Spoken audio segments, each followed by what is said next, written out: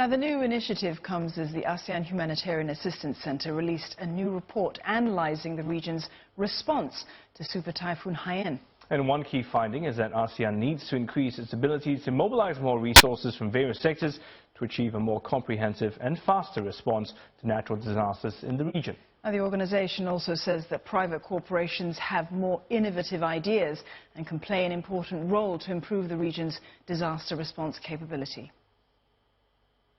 Huge tracts of land were destroyed. More than 8,000 people died or have been listed as missing. Super Typhoon Haiyan devastated central Philippines provinces in November 2013. And it was by far the biggest test ever faced by ASEAN's 3-year-old Disaster and Emergency Response Group. Based in Jakarta, AHA coordinates emergency and relief efforts across ASEAN's member states. When we reflect back to the Haiyan experience, one of the things that we need to work more and more is about mobilizing the resources from the entire ASEAN, different partners, different stakeholders, to be united in responding to a disaster when it happened in the ASEAN region. The AHA Center 88-page report on its operations during Typhoon Haiyan will serve as a baseline from which the group will aim to coordinate a multifaceted response to future disasters in ASEAN. While the region's militaries have played a key role in large-scale disaster operations, AHA says the private sector can also play a significant role. Private sectors have resources, private sectors have talent as well, and private sectors has a lot of better ideas as well, innovation, where we believe would be important in responding in the region in ASEAN. Humanitarian experts point out most of the military assets which are deployed for disaster response situations are available within the private sector domain. And so the task at hand is to successfully integrate the private sector into the region's emergency and relief mechanism to ensure a more concerted, comprehensive and innovative response. 70% of the world's natural disasters happen here in Asia. The region is also the world's growth engine, fueled by significant private sector contributions. If harnessed correctly, its abundant resources and capabilities could form a powerful force in the domain of ASEAN humanitarian assistance. Sujati Siswa, Channel NewsAsia, Jakarta. And here to tell us more, we have Mr. Ng Sin En of the Corporate Citizen Foundation. He's joined by Mr. Syed Faisal of the ASEAN Humanitarian Assistance Center, or AHA. Gentlemen, thanks for being here. Welcome to the show. Sydney, I'm going to start with you. Yeah. We heard earlier that the main objective of the foundation is to gather information from ground zero and to share it with others. How is this going to complement what's already out there from other existing humanitarian organizations like AHA? I think is that there's more is better, okay, and the fact that we have ability, okay, to gain access and through the private network, probably will be able to bring another perspective and additional information to complement each other. Mm-hmm. Yeah.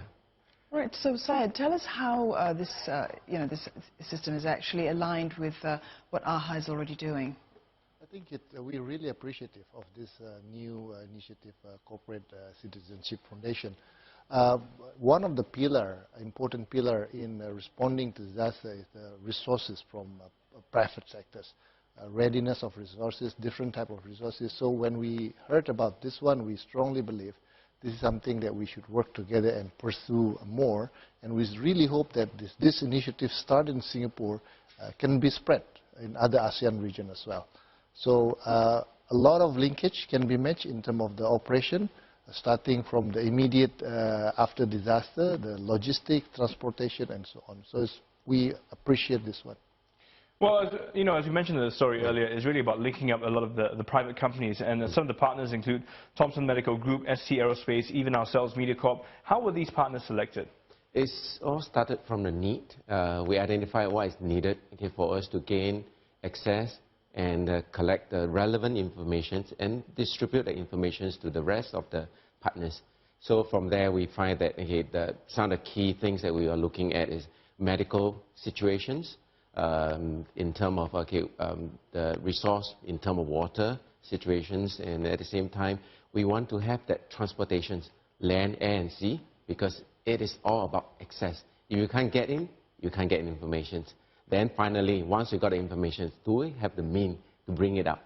So through that entire understanding of the need, okay, and we start looking at who are the best, okay, that in this private sector that we can bring on board, okay, and provide that synergy of an integrated effort to achieve this access and sharing of information. Okay, so in other words, the partners were picked because of what they do. The skill set they have is right. relevant to the situation there. But I mean, you know, realistically, when you're on the ground, when things happen, will these private companies be equipped or trained or experienced enough to come into a situation like that and help out as a first responder? Say? We are having this, what we call the Emergency Response Assistance Team, the ASEAN ERAT. One of the things that we're doing now is about expanding the membership into the private sectors as well. We believe this is why having a different type of skill set in one emergency response team will be very helpful when we respond to a region, particularly after disaster. We're talking about logistics, we're talking about assessment, we're talking about information management, even at one point we're talking about crisis information management as well. So this is where we think the different set of skill which is available in the private sector can be tapped in as well into the overall ASEAN response. Will these companies here be tapped on to sort of be given some prior training to I guess, you know, front load them, prepare them for what might occur? Definitely. Okay, they have the skills and expertise. Now it's about application in context. So the context training, even about issues about sensitivities, okay, to situation like this, okay, we will have to provide that training. And of course, understanding the entire ecosystem, okay, of the public, the people, and the private sectors, okay, will allow them to to apply their expertise in the right context. So are there any plans perhaps to expand the team in the future? We hope that, okay, that once we got more private corporations that's eager, okay, to come on board, then we are able to expand our capability and the capacity, okay, to handle more. What are some of the other sectors you think might be relevant? Does that mean you might turn away some sectors as well? Because private corporations can contribute in many forms. Okay, they can contribute in the traditional of funding, the training, okay, and in terms of, okay, the expertise, or even the business network. Okay. Imagine that you have a private corporations that have a very extensive business network within the particular sector that is affected by disasters. So I can tap on that network, okay, to know who are the local contact that I can work with, okay, to achieve better synergy in the way we conduct the disaster relief operations. Other than that, private corporations actually can provide in the other arms of the Corporate Citizen Foundation's plan in an area of sustainable development.